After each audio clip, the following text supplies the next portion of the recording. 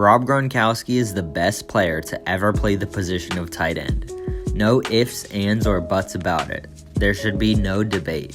This is not meant to disrespect the legends that have come before him, like Tony Gonzalez, Kellen Winslow Sr., Shannon Sharp, Mike Ditka, John Mackey, Dave Casper, or Antonio Gates, as they were each all-time greats in their own right. I'll give respect where it's due, and they're all deserving Hall of Famers. However, when it comes to determining who is actually the best all-around performer on the field at the position, none of them hold a candle to Gronk. Most of those guys previously listed have way more catches and yards than Gronk, but that's all due to longevity. This is where it's important to note the difference between the terms greatest and best. Tony Gonzalez may have had the greater career of the two, with his 14 Pro Bowls compared to Gronk's 5, but Gronk was absolutely the better player. When healthy, not only was Gronkowski the most dominant tight end ever, but his playmaking skills rivaled that of the league's best wide receivers.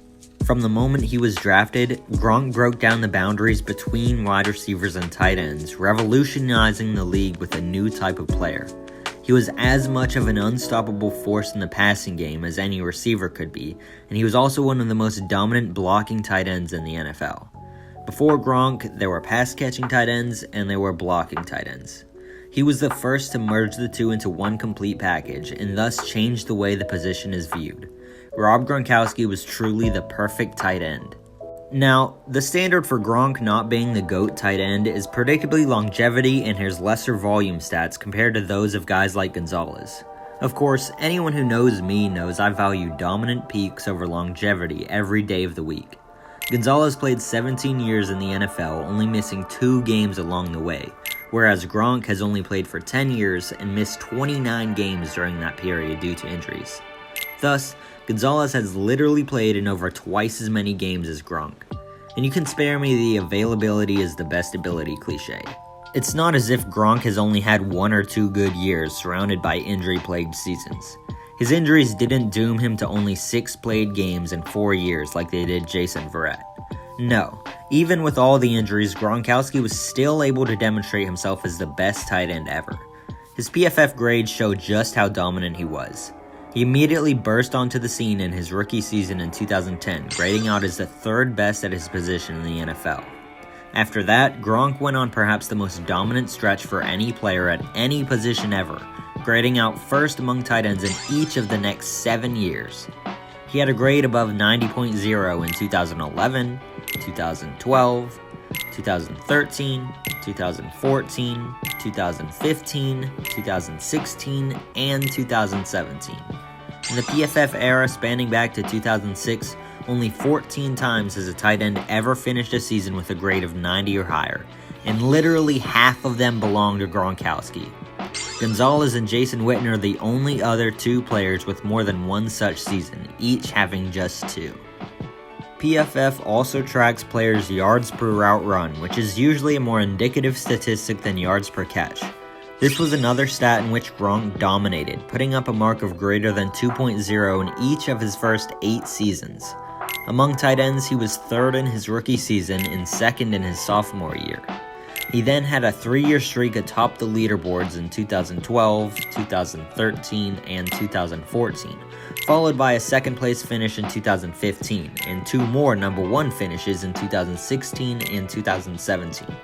He was among the top 13 of all players 7 times, including when he was 4th in 2017 and 1st in both 2013 and 2016, albeit both injury-shortened years.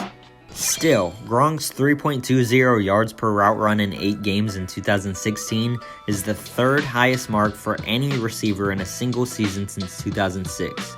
He has 7 of the top 21 yards per route run seasons ever for a tight end. But again, it's not just about his playmaking skills as a receiver, as he was also dominant as a road grader. At the time of his first retirement, he had a pass-blocking PFF grade of 72.6 and a run-blocking grade of 88.7.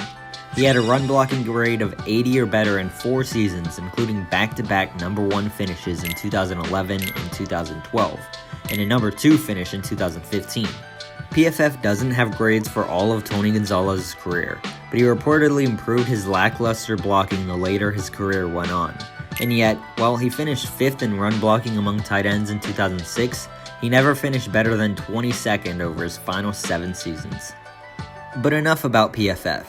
Gronk's legacy holds up no matter what advanced analytic I could throw at you. In Football Outsiders' DYAR metric, which evaluates the total value a player brings to his team, Gronkowski was among the top 3 of all tight ends 6 times, and he led the league in 2011, 2014, and 2017.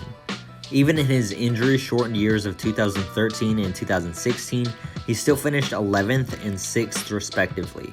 Gronk's 461 DYAR in 2011 still stands as the best mark by any tight end in a single season by far since 1985, which is as far back as the stat has been tracked.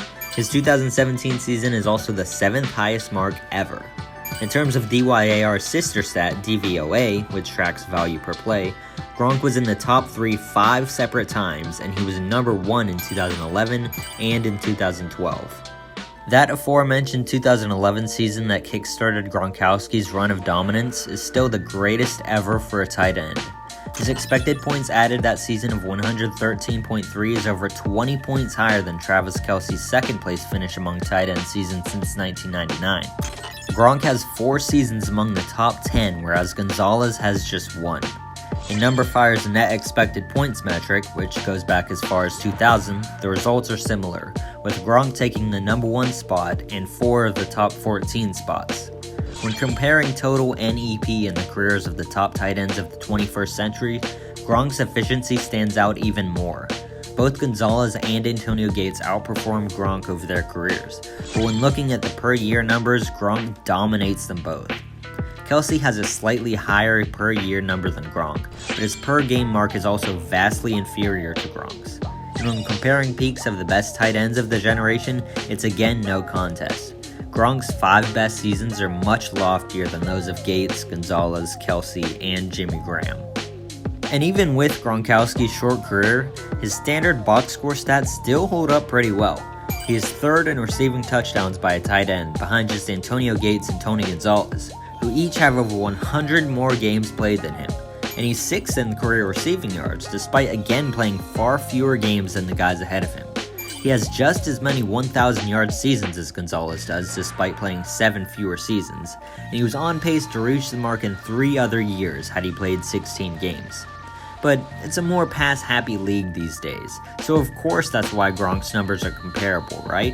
Well, actually, Gronk's 9.74 yards per target mark is the best ever for a tight end since the stat began being tracked in 1992. Among tight ends with at least 300 career targets, Gonzalez's mark of 7.52 ranks just 24th. But the thing about Gronk is, not only is his yards per target mark the best ever for a tight end, it's also the 4th best for any player ever with at least 500 targets. In fact, Gronkowski's 15.0 yards per catch mark ranks higher than that of speedsters such as Will Fuller, Rocket Ismail, and Tyreek Hill. This is because Gronkowski was used in ways no tight end ever was before. He had a top 6 PFF grade on 7 of the 8 routes in the standard route tree during his time in New England. On go routes since 2014, Gronk was number 1 among receivers of all kinds in yards per route run, first down rate, and PFF grading. Gronkowski is truly an uncoverable freak, so why would his team not exploit that? This is Gronk's greatest strength over Kelce in my opinion. Gronk is so physically dominant that he can win at all levels, whereas Kelce gets most of his damage done underneath. In 2020, 66% of Kelce's receptions came within 10 yards of the line of scrimmage. Meanwhile, in Gronk's final dominant 2017 season, just 44% of his 69 nice grabs were within 10 yards. This was exemplified on Gronk's final catch as a Patriot. He ran past Rams linebacker Corey Littleton in Super Bowl 53 on a go route and hauled in a spectacular 29-yard catch, which set up the Pats' game-sealing touchdown. Even while a shell of his former self, Gronk's natural talent is simply too much to be stopped at times, as also evidenced in his 2 scoring grabs in Super Bowl 55, of which he was the Bucs' true offensive MVP. Rob Gronkowski is simply one of the biggest mismatches in NFL history, regardless of position, His ability to dominate in both the run and pass games changed how the position of tight end is viewed forever. From 2011 to 2017, Gronkowski had the most dominant peak of any tight end ever, and he also had the highest baseline for any tight end ever. His dominance at the end of the game versus the Steelers in 2017 is perhaps the greatest 5-play sequence by any player ever. He single-handedly won the game and the number 1 seed for the Patriots. Trailing by 5 with 2 minutes to go, Gronk ran right past Sean Davis for an easy 26-yard gain down the seam. Running against air on the very next play, he again just found open space and picked up another 26 yards. He then continued his abuse of Davis by running past the safety on a deep crosser and capping it off with a spectacular shoestring catch near the goal line. On the next play, he bulldozed Stephon Tuitt out of the way, opening up an alley for Dion Lewis to score the game-winning touchdown. Of course, Gronk then topped it all off by laughably beating Davis at the line again and hauling in a 2-point conversion. He was a mixture of all the great tight ends who came before him, and he excelled at every aspect he took from them. He was a go-up-and-get-it receiver like Tony Gonzalez, but better. He was a scoring machine in the red zone like Antonio Gates, but better. He was a mauler in the run game like Jason Witten, but better. He played big in big games like Shannon Sharp, but even more so. Ozzie Newsome, Dave Casper, and John Mackey walked so Gronk could run. Before Gronk, I'd never seen a guy who could run routes and catch the ball like a receiver, run after the catch like a fullback, and block like a right tackle. He may not have the lasting career stats of some other tight ends, but there's little question that he was the most complete player to ever play the position, for however long or short that was. I usually hate this argument, but it works here. If you were to create your perfect NFL team, there's no tight end you would take over Gronk, right? That should settle it. Is Gronk the greatest tight end to ever play? Depending on your definition, that's up for debate. But is he the best to ever play? Unquestionably. Because of the overall strength of his game, Rob Gronkowski is the best tight end to ever play in the NFL.